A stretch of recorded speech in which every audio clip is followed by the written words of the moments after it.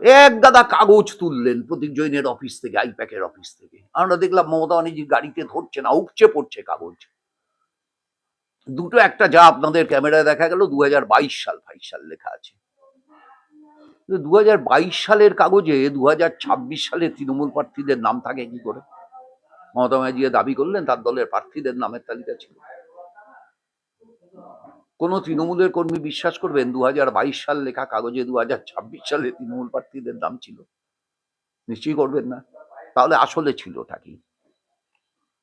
2022 সালের দুবাই সফর, 2022 সালের মালয়েশিয়া সফর, তার টাকা পয়সা আসা যাওয়া।